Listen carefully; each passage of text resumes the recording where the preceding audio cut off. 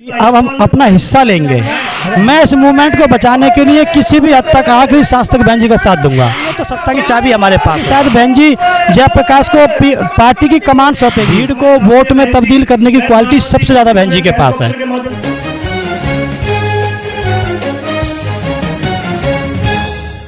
साथियों नमस्कार। इस वक्त हम 2023 विधानसभा चुनाव की राजस्थान की विधानसभा क्षेत्री में और आप देख सकते हैं यहाँ पर एक भारी सैलाब है। बहुजन समाज पार्टी की बड़ी चुनावी रैली को संबोधित करने के लिए यहाँ पर पहुँच रही है। उससे पहले का ये नज़ारा है जो कि भारी तादाद में यहाँ पर एक बड़े स्तर पर जो है भीड़ का सैलाब देखने को मिल रहा है। लगातार बसपा सुप्रीमो बहन कुमारी मायावती जो मध्य प्रदेश के बाद में चुनावी रैलियों को राजस्थान में ताबड़तोड़ रैलियाँ करती नजर आ रही हैं। यहाँ पर मेरे साथ में यहाँ बसपा के जो कद्दावर नेता है, अपने आप में एक बहुचर्चित चेहरा है जो किसी परिचय के मोहताज नहीं है। मेरे साथ में जयप्रकाश जी मौजूद है। सबसे पहले सर स्वागत है सर। आप धन्यवाद सर। जय भीम सभी के लिए।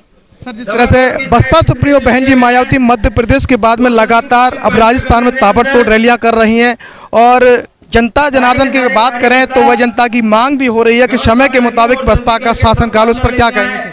देखिए, अब की बार माननीय बहन जी ने एक स्टेटमेंट दिया है जो बहुत कारगर साबित होगा। उन्होंने कहा है कि अब हम सरकार को बाहर से समर्थन नहीं देंगे बल्कि सरकार में शामिल होंगे। इसका मतलब ये है कि अब हम अपना हिस्सा लेंगे। अगर हमारे बगैर सरकार किसी की नहीं बनेगी तो हमको डिप्टी सीएम मिलना चाहिए, हमको 4-6 मंत्रालय मिलने चाहिए, जिससे कि समाज के जो अधिकार हैं, जो समाज का जो हिस्सा है वो हमको मिल सके। तो इस स्टेटमेंट से कार्यकर्ताओं में, बुद्धिजीवी लोगों में बहुत खुशी है।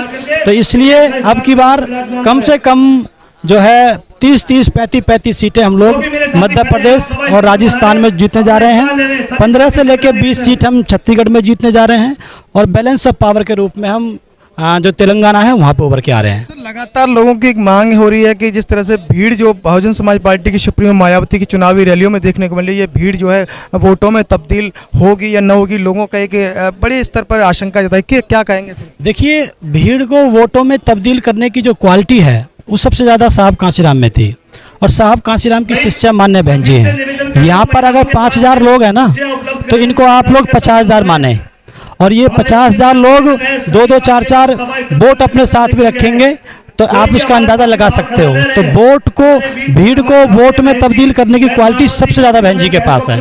इससे पहले बहुजन समाज पार्टी के राजस्थान में 6 के 6 बार विधायक जीत करके आए हैं और ऐसा नहीं है कि यहाँ पहली बार जीत करके आए, उससे पहले भी कई बार जो देखा जा रहा है कि बसपा के विधायक जीत करके आते हैं और गहलोत सरकार एक बार नहीं बल्कि 2-2 बार उन विधायकों को तोड़ करके अपने पाले में ले लेती है। अब की बार में ऐसी क्या पॉलिसी रखी गई है कि जो जनता का जो विश्वास जो पहले की तरह वो बना रहे?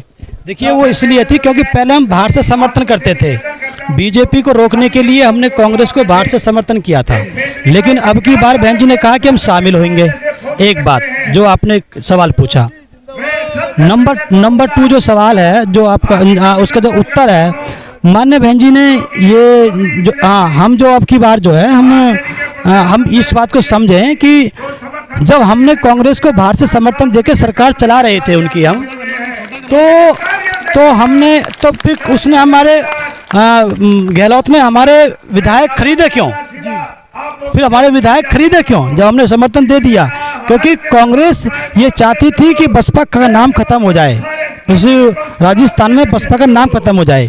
गहलोत ये चाहते थे उसी पर। क्यों? क्योंकि कांग्रेस को सबसे ज़्यादा नुकसान बीएसपी से हुआ है, साहब कांशीराम के मूवमेंट से। तो किसी भी प्रकार से बसपा को ख़त्म करके ये लोग जो है फिर से उभरना चाहते हैं, एससी समाज को अपने पक्ष में करना चाहते हैं, शासन सत्ता पाना चाहते हैं। तो ये इनका उद्देश्य है कि इनके सारे विधायक खरीद करके ये दिखा दिया जाए कि बसपा खत्म हो गई है। जी, गहलोत सरकार लगातार फिर वही बात कर रहे हैं कि अब मेरी जादूगरी के सामने बसपा टिक नहीं पाएगी, मैं फिर दोबारा से वही बसपा के विधायक जो जीत कर गए उन्हें तोड़ लूंगा।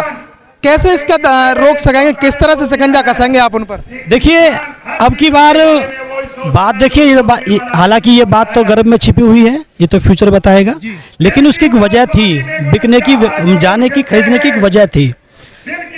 जैसे मान लो कांग्रेस के पास 100 विधायक हैं, 101 की जरूरत थी, तो बिना हमारी भी सरकार बन जाती उसकी, एक आध वो निर्दलीय यहाँ से इकट्ठा कर लेता। तो जब हमारे बिना किसी की सरकार बन जाएगी तो हमारे दबाव नहीं रहेगा, ना हमारे अंदर ऐंठ रहेगी, घमंड रहेगा, विश्वास रहेगा। लेकिन अब की बार कांग्रेस 90 पे 85 पे जाकर रुकेगी।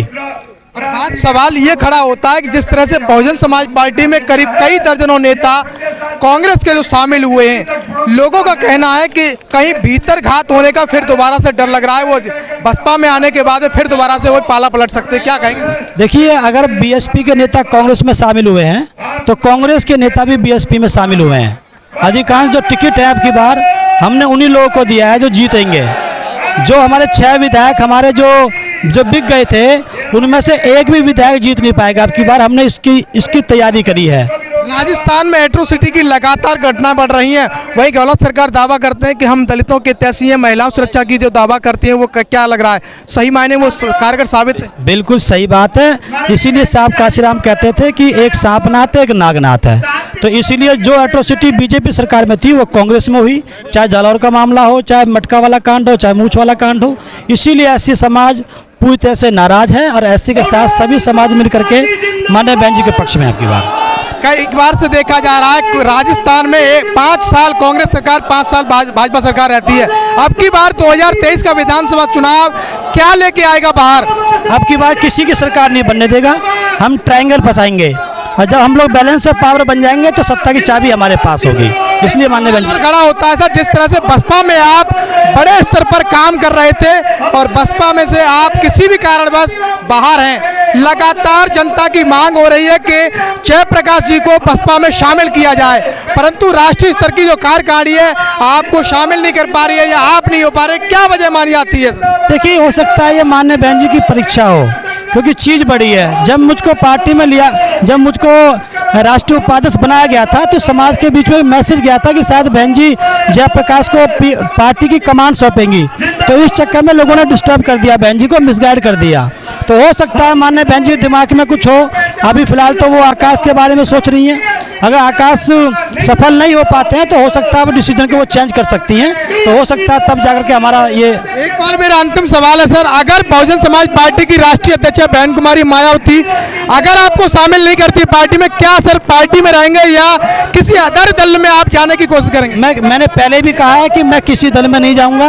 मैं इस मूवमेंट को बचाने के लिए किसी भी हद तक आखिरी सांस तक बहन जी का साथ दूंगा।